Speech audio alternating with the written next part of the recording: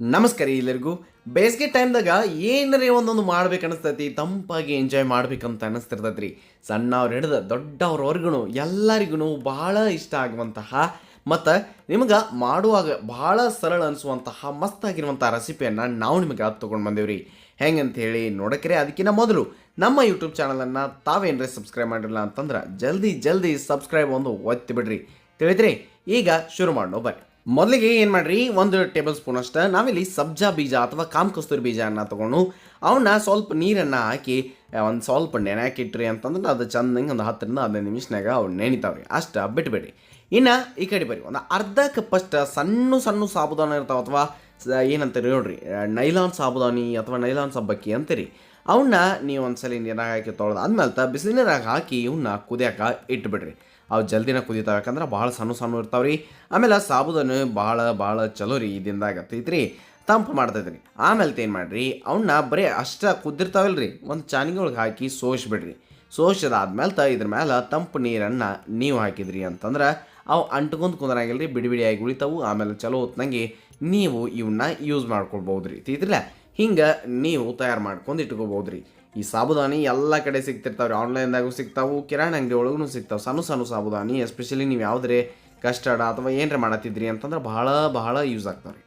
ಈಗ ಈ ಕಡೆ ಒಂದು ಅರ್ಧ ಲೀಟ್ರ್ಕಿಂತ ಸ್ವಲ್ಪ ಜಾಸ್ತಿ ಅಷ್ಟು ಹಾಲನ್ನು ನಾವು ಕಾಯಕ್ಕಿಟ್ಟಿದ್ದೀವಿ. ಅದಕ್ಕೆ 1/4 ಕಪ್ ಸಕ್ಕರೆಯನ್ನು ಹಾಕಿದ್ದೀವಿ. ಕಡಿಮೆ ಐತ್ರಿ, ಅದು ನೀವು ಜಾಸ್ತಿ ಬೇಕಂದ್ರೆ ಹಾಕ್ಬೋದು. ನೆಕ್ಸ್ಟ್ ಒಂದು 2 ಟೇಬಲ್ ಸ್ಪೂನ್ ಅಷ್ಟು ನಾವಿಲ್ಲಿ ಕಸ್ಟರ್ಡ್ ಪೌಡ್ರನ್ನು ಹಾಕಾಗೈತೆ. ವೆನಿಲಾ ಫ್ಲೇವರ್ ಐತ್ರಿ, ನೀವು ಯಾವ್ದು ಬೇಕಾದ ಫ್ಲೇವರನ್ನು ತೊಗೊಳ್ಬೋದು. ಈ ಒಂದು ಪೌಡ್ರಿಗೆ ಸ್ವಲ್ಪ ನೀರನ್ನು ಹಾಕಿ ಅಥವಾ ಹಾಲು ಹಾಕ್ಬೋದು ರೀ. ಅಷ್ಟನ್ನು ಮಾಡಿ ನೀವು ಏನು ಮಾಡಿರಿ, ಒಂದು ಚಮಚೆಯಿಂದ ಅದನ್ನು ಚಲೋತ್ನಾಗೆ ಮಿಕ್ಸ್ ಮಾಡಿ ಪೂರ್ತಿ ಕರ್ಗೋಂಗೆ ಮಾಡಿ ಇಟ್ಕೊಂಡ್ಬಿಡ್ರಿ. ಈ ಕಡೆ ಹಾಲೂ ಕಾಯಾಕಿರ್ತಾವೆ, ಅದ್ರ ಜೊತೆ ಸಕ್ಕರೆನೂ ಹಾಕಿದ್ದೀವ್ರಲ್ಲ, ಸಕ್ಕರೆನೂ ಸ್ವಲ್ಪ ಕರಗಿರ್ತೈತೆ ರೀ. ಇದ್ರೊಳಗೆ ಈ ಕಸ್ಟರ್ಡ್ ಮಿಕ್ಸನ್ನು ಏನು ಮಾಡ್ಕೊಂಡಿದ್ದೆ ನೋಡಿರಿ, ಅದನ್ನು ಸೇರಿಸಿ ಮಸ್ತಾಗಿ ಹಾಲನ್ನು ಕಾಯಕ್ಕೆ ನೀವು ಬಿಡಬೇಕು. ಆದರೆ ಸ್ವಲ್ಪ ನಡಬರ್ಕ ಹಂಗೆ ಬಿಡಕ್ಕೆ ಹೋಗ್ಬೇಡ್ರಿ, ಕಂಟಿನ್ಯೂಸ್ ಆಗಿ ಸ್ವಲ್ಪ ತಿರ್ಗಾಡ್ಕೊಂತ ಏರಿ ಅಷ್ಟು ಹಾಲು ಕಾಯಿಸಿದ್ರೆ ಸಾಕು. ಅವನ್ನ ಕೆಳಗೆ ತೊಗೊಂಬಂದು ಒಂದು ಸ್ವಲ್ಪ ನೀವು ಆರಕ್ಕೆ ಬಿಡಬೇಕು. ಒಂದು ಈಟ್ ತಣ್ಣಗಾಗಲ್ರಿ, ಅಲ್ಲಿ ತನಕ ಅವನ್ನ ನಡ್ಬಾಕ್ ತಿರ್ಗಾಡ್ಕೊಂತ ಆರಾಮಾಗಿ ಇಟ್ಬಿಡ್ರಿ. ಈ ಕಡೆ ನಾವು ಈ ಸೀಸನ್ ರಾಜ ಯಾವ್ದು ರೀ, ಮಾವಿನ ಹಣ್ಣು. ಒಂದು 2 ಮಾವಿನ ಹಣ್ಣು ತೊಗೊರಿ, ಒಂದು ಈ ರೀತಿ ಸಣ್ಣಗೆ ಕಟ್ ಮಾಡಿ ಇಟ್ಕೊರಿ, ಮೇಲೆ ಹಾಕಕ್ಕೆ ಇನ್ನೊಂದು ಹಂಗೆ ಹೆಂಗೆ ಬೇಕೋ ಹಂಗೆ ಕಟ್ ಮಾಡಿ ಇಟ್ಕೊರಿ. ಇದನ್ನು ನಾವೇನು ಮಾಡೋಣ, ಒಂದು ಮಿಕ್ಸರ್ ಜಾರ್ದಾಗೋ ಜ್ಯೂಸರ್ದಾಗೋ ಗರ್ರ ಅಂಥೇಳಿ ಅನಿಸಿ ಪೇಸ್ಟ್ ಮಾಡ್ಕೊಂಡು ತೊಗೊಂಬರ್ನು. ಈ ಪೇಸ್ಟನ್ನು ಆ ಹಾಲೇನು ಕಾಯಿಸಿದ್ದೆ ನೋಡ್ರಿ, ಈಗ ಸ್ವಲ್ಪ ಆರಿರ್ತಾವೆ, ಅದರೊಳಗಣ ಹಾಕೋಣ. ತಿದ್ರಿ ಮ್ಯಾಂಗೋ ಪೇಸ್ಟನ್ನು ಹಾಕಿ ಅದನ್ನು ಸ್ವಲ್ಪ ಹೊತ್ತು ನಾವು ಮಿಕ್ಸ್ ಮಾಡಬೇಕು. ಹಂಗೆ ಸಾಬುದಾನ ಏನು ಮಾಡಿ ಇಟ್ಕೊಂಡಿದ್ದೀವಿ ನೋಡ್ರಿ, ಆ ಸಾಬುದಾನೂ ಸಹ ಇಲ್ಲಿ ನಾವು ಹಾಕಿ ಅದನ್ನು ಸಹ ಮಿಕ್ಸ್ ಮಾಡಬೇಕು. ಚಂದಂಗೆ ಇವನು ಕೂಡಿಸ್ಬೇಕ್ರಿ. ಅದ್ರ ಜೊತೆ ನೆನೆಸಿಟ್ಟಂತಹ ಸಬ್ಜಾ ಬೀಜ ಎಷ್ಟು ಬೇಕು ನೋಡ್ಕೊಂಡು ಅಷ್ಟು ಹಾಕ್ರಿ. ಕಟ್ ಮಾಡ್ಕೊಂಡಂತಹ ಮ್ಯಾಂಗೋವನ್ನು ನಾವಿಲ್ಲಿ ಸೇರಿಸಿ ಇವು ಎಲ್ಲನೂ ಚಂದಂಗೆ ಮಿಕ್ಸ್ ಮಾಡೋರಿ. ಏಕದಮ್ ಹೆಲ್ದಿಯಾಗಿ ಅನಿಸ್ತೈತೆ ನಿಮಗೆ. ಸಕ್ಕರೆ ಸ್ವಲ್ಪ ಕಡಿಮೆ ಇಟ್ರಿ ಅಷ್ಟೆ.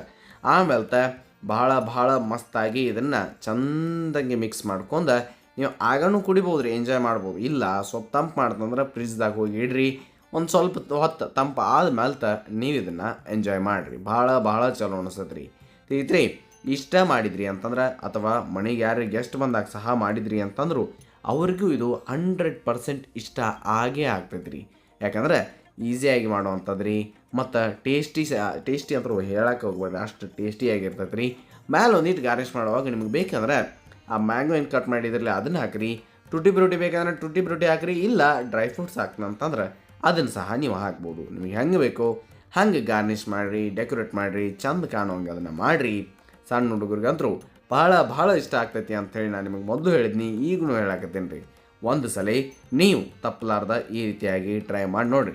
ಹಾಗೆ ಬೇಸಿಗೆಗೆ ಅಂಥೇಳಿ ಭಾಳ ವಿಶೇಷವಾಗಿರುವಂತಹ ಸಮ್ಮರ್ ರೆಸಿಪೀಸ್ ನಮ್ಮ ಚಾನಲ್ದಾಗ ಅದಾವು. ತಾವು ಅವನ್ನ ನೋಡಿಲ್ಲ ಅಂತಂದ್ರೆ ನೋಡಿ ಬರ್ರಿ ಅಂತ ಹೇಳ್ತಾ ನೆನಪಿರಲಿ, ಇದು ಸವಿರುಚಿಯ ಸೊಬಗು ಅನ್ನದಾತ ಸುಖೀ ಭವ. ಧನ್ಯವಾದಗಳು, ನಮಸ್ಕಾರ.